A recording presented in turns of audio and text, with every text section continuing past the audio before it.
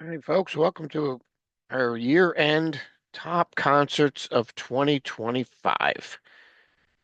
We've seen quite a few shows this year, and we're going to rank them from our top 10 on all the way down to what we feel was our favorite show, just to give you a little bit of taste of some of these shows and what they were all about. You can also go to our website, rockshowcritique.com, where we have a full write-up on each one of these shows, as well as photos. So to begin with our number 10, we are going with Adrian Vandenberg, the great guitarist who is known for his own band Vandenberg and of course Whitesnake for a period of time. He played on March 5th at the Center for the Arts of Homer in Homer, New York. Bad Marriage opened that show. Um, Yeah, this show, what a way to start the year off. There's no one out there doing White Snake music right now, really, especially not in the States here, with somebody who was actually in the band. And man, what a great job they did.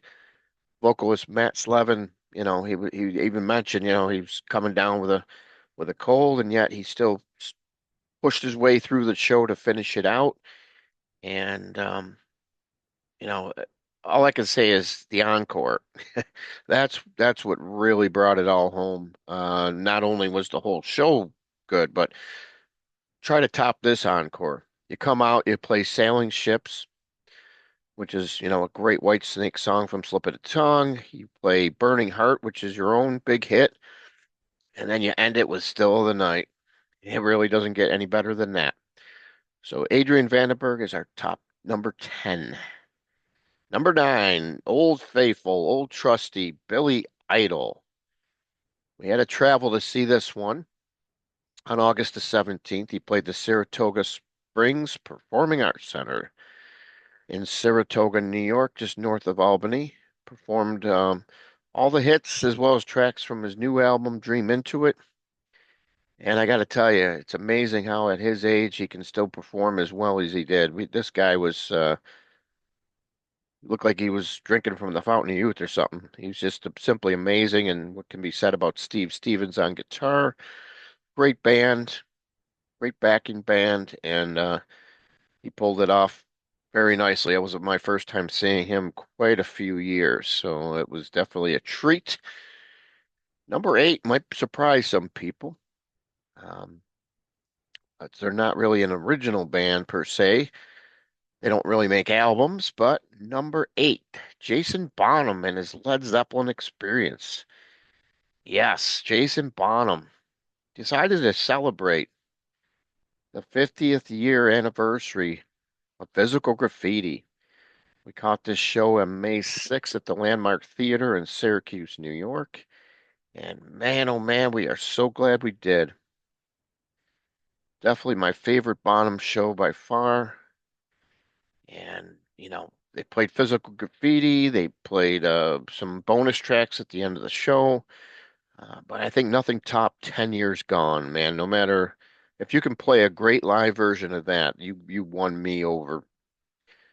Jason Bonham, what a great show. If he still continues on to celebrate that album, I highly, highly recommend you see it if you're a Led Zeppelin fan. You will not be disappointed.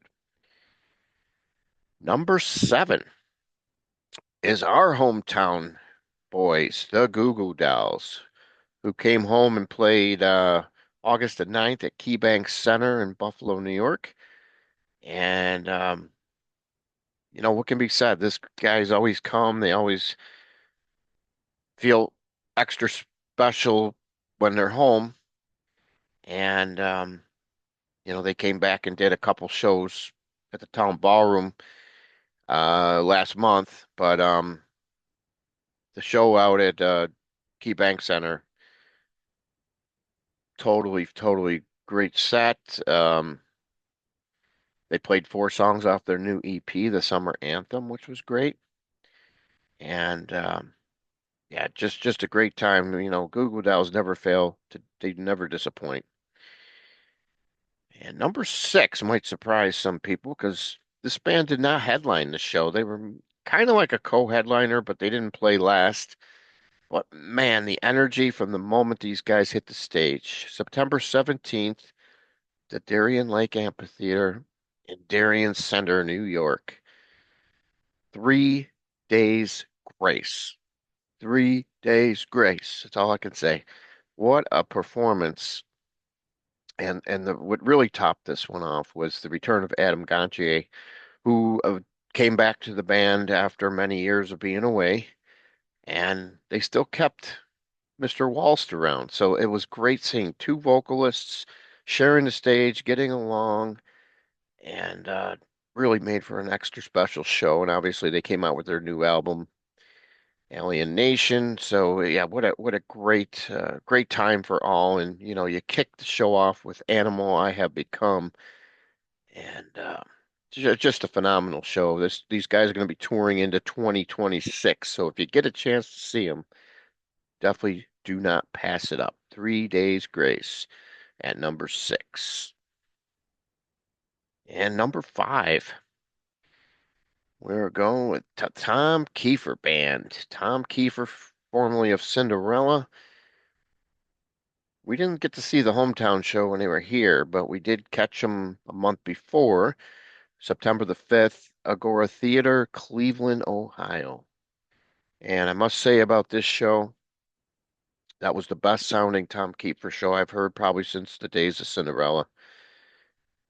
He's always had a few vocal issues, and it's amazing, that he was able to keep touring all these years, considering the work he puts in on this with his vocals and keeping things, going along there. But this was the icing on the cake. He put on a great show, best sounding show I've seen. Like I said, it's one of the few artists from his era who still play solo songs in his set, which is, some bands will just keep on playing whatever songs from the band that they were famous with and pretty much play the same old songs over and over, but not Tom Kiefer. He actually mixed in The More Things Change, which is a great song from Heartbreak Station, which was added in for the first time in 6 years. So he's always mixing up his set list here and there. And just another great performance by Mr. Kiefer out in Cleveland. And he's coming in at number 5.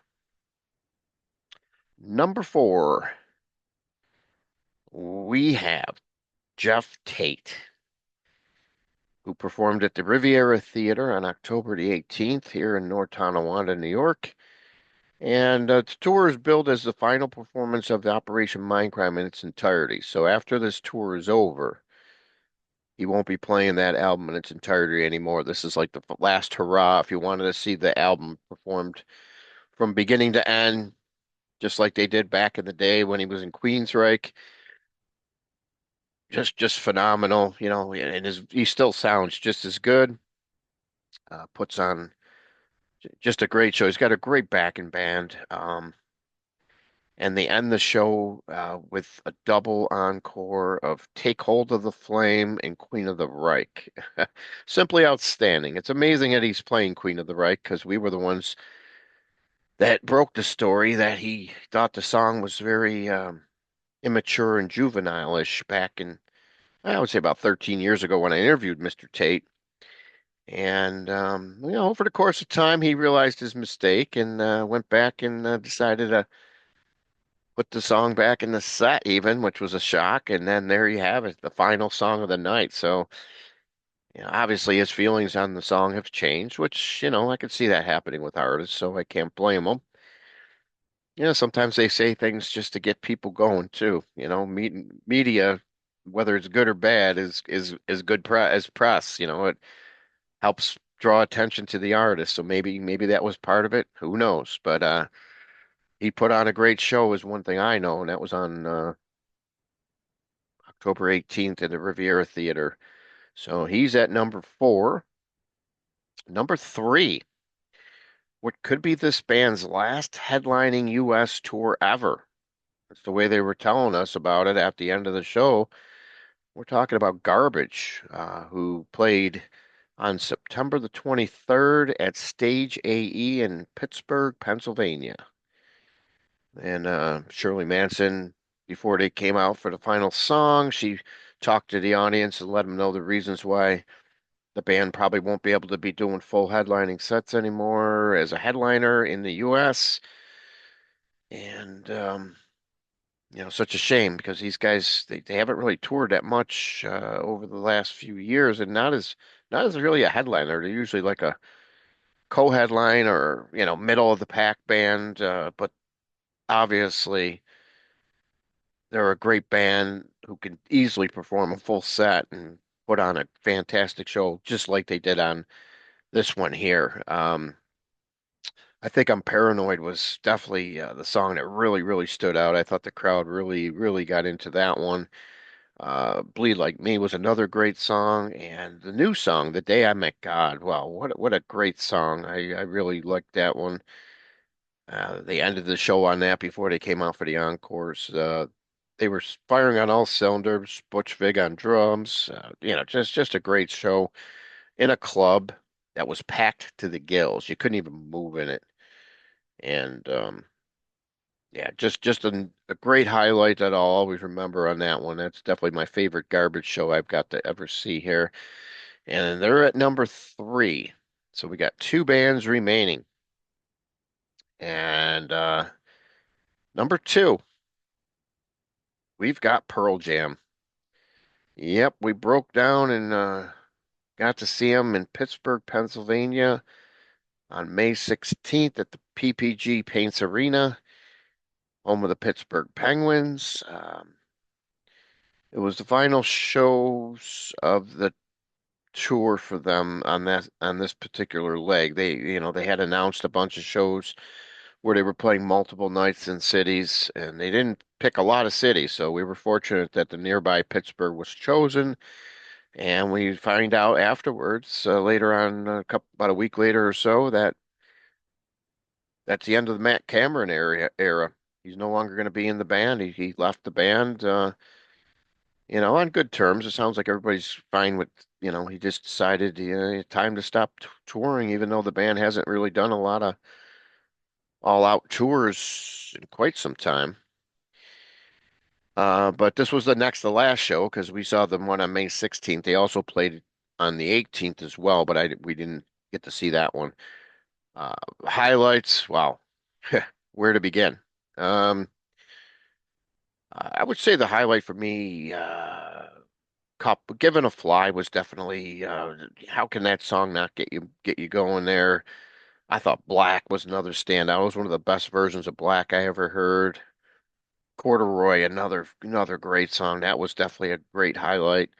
It was also the first time the band played the Hand trilogy, which was interesting. Sleight of Hand, Severed Hand, and Upper Hand. So that was unique. I don't think, they haven't done it since because they haven't really played many shows since. Um, but yeah, definitely, it was great seeing these guys because I haven't seen them, I believe, in 12 years. So to be able to see this show, nice arena, just a great show as always. What can be said about Pearl Jam? And you never know what they're going to play. They always mix the set up, and that's why a lot of people love them for sure. All right, so number one, wow, we are going with the band who has called it a career as far as touring goes. We're talking about The Who, and we got to see them on September the 2nd out at Budweiser Stage in Toronto, Ontario, which was the first of two shows for them. So that there's been some press and buzz around that they may do another leg, but nothing's been set in concrete. So who knows? I would say if they had do another leg and you're anywhere within a couple hours of driving distance, you definitely want to check it out. Um, but at their age and for how long they've been out there, and I thought Roger Daltrey sounded awesome. Who would have thought he would sound as good as he does at this age? Um, Obviously the highlight of the show, the name of the tour, the song is over. Always my favorite Who song, and You know, they didn't play the full version live, but the fact that they played it was more than enough for me. Uh, just a great set list. And another highlight was seeing Going Mobile in the set. Now I did see him play that with Roger Daltrey played it during a solo show because Simon Townsend, Pete's brother, he um, he did it in Roger's band. So they ended up doing it on this tour. And Simon took over on the vocals for each show. Kind of strange seeing how Pete, the original singer, was right on stage with him, but he only, kind of did the whatever. He didn't join in. It would have been nice to see them both kind of like as a duet do it, but anyhow, the fact that the band played it was definitely awesome, no doubt about it. And the Who, what can be said about their long career? Substitute, another highlight.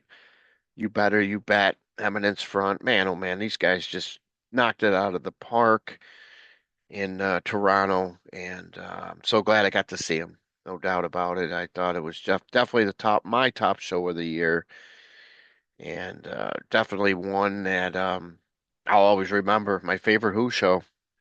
Would have thought back when these guys are in their 80s here, we're going to be seeing them, and much less being my favorite Who show. So. There you have our list. So 2025, great year in concerts. We're hoping to see, we got a lot of stuff to look forward in 2026, including both Rush and Triumph back out on the road. Wow, who would have ever thought that? Not me. But stay tuned for 2026 in about a year's time. And make sure you if you get a chance to see any of these bands, especially these ones that legacy bands that have been around a really long time. You definitely want to catch them because you never know when it might be the last time you ever get a chance to see them. And you don't want to ever say, well, I never got to see this guy, never got to see that guy. And, I always recommend, you know, do it now. Don't put it off. Don't feel that you missed out on anything. Just definitely go and see the band and have a great time. So. There you have it, our top 10 bands, 10 concerts from 2025. And stay tuned for much more in 2026 on our channel as well as our website. Thanks for tuning in.